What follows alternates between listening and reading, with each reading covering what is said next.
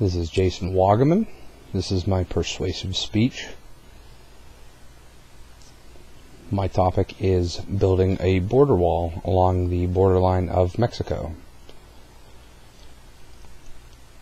So, China has done it for protection, and Germany has done it to divide ideologies. Pink Floyd poses the question, should I build the wall?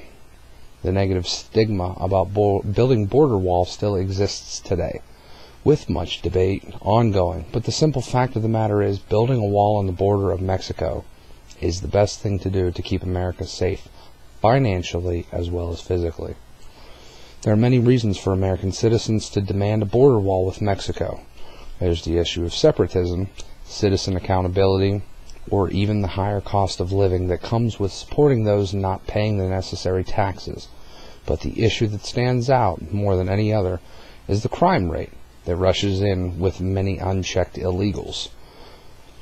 In California detention centers, the total of 24.9 of the detainees are illegal Mexican immigrants. The scenario is quite similar in Arizona, with but a bigger figure of 40.1%. The singular rationale behind these facts would simply lead one to believe that if the borders were enforced and more efficiently regulated, that these two exemplary states would see a reduction in incarceration by 25 to 40% respectively. However, these facts apply strictly to violent crime offenders with no immigration status or third strike offenders in the case of California. Any other illegals have simply not been factored into this equation. Had these individuals been detained at a secure border and thoroughly checked, ICE or border agents would surely have come across a discrepancy in the background of these criminals and denied access. Mexicans have seldom proved themselves as good neighbors for the U.S. Among the total number of illegal immigrants that enter our country each year, Mexicans have the highest percentage in it, with the total being 57% of Mexicans and 24% from other Latin America countries. There were 42,424 incarcerated illegals in 2001, with a taxpayer cost of $900 million. In 2004, that figure rose to 48,708 incarcerated illegals, with a $1.2 billion price tag attached to taxpayers. And more than 300,000 criminal aliens were expected to be held in prison in 2007 at the time of this. With the crime rate soaring due to violent drug cartels, Latin gangs, and violent criminal illegals moving in along the borders, the potential for the creation of American jobs looms overhead.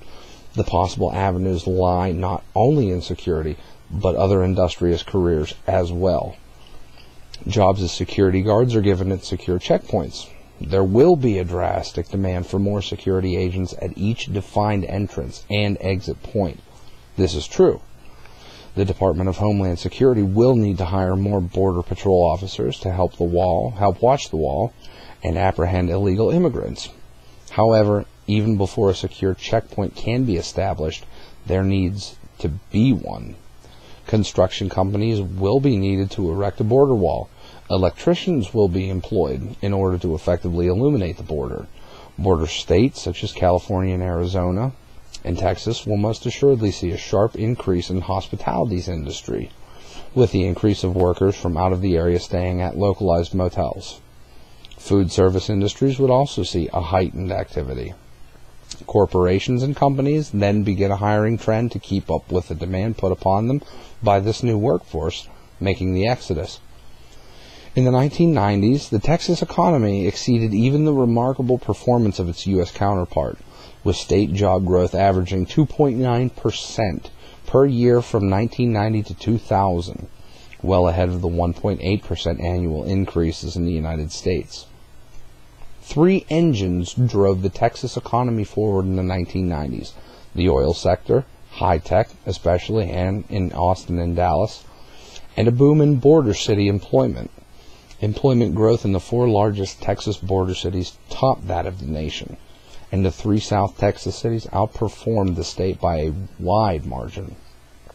Statistics show that a large reason for this growth is the boom in the maquiladora industry, with small border state companies using factories in Mexico and employing Mexican citizens in their own country. Incentives abound. Tax and tariffs were noticeably lower for maquiladora operators, which in turn led to better salaries for workers and a blossoming economy in the surrounding towns on the Mexican side. The school of thought in a nutshell is this: when the jobs are plentiful and pay is comfortable and American companies are benefiting from low tariffs, both countries win. Not only that, but jobs will both remain plentiful on either side of the border and become more plentiful as the border is stabilized.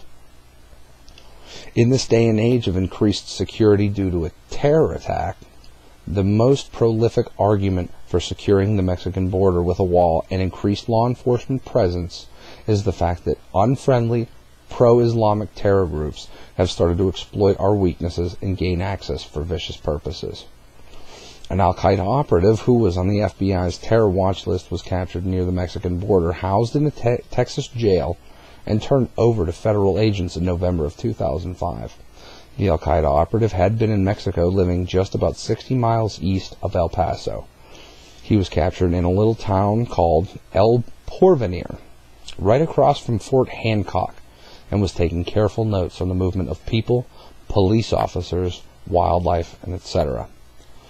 The FBI Director Robert Mueller had previously confirmed in testimony before his committee that there are individuals from countries with known al-Qaeda connections who are changing their Islamic surnames to Hispanic-sounding names and obtaining false Hispanic identities, learning to speak Spanish, and pretending to be Hispanic immigrants.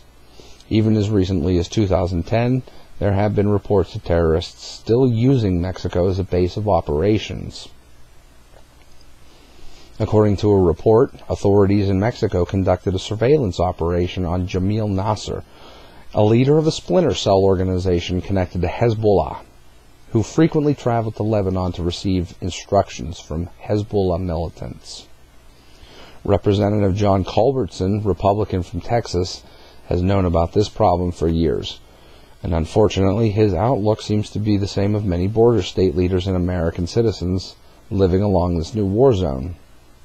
Representative Culbertson has been quoted as saying, "The day they blow us up, the border will be sealed tighter than the Berlin Wall, and you'll have armed United States military forces enforcing immigration laws."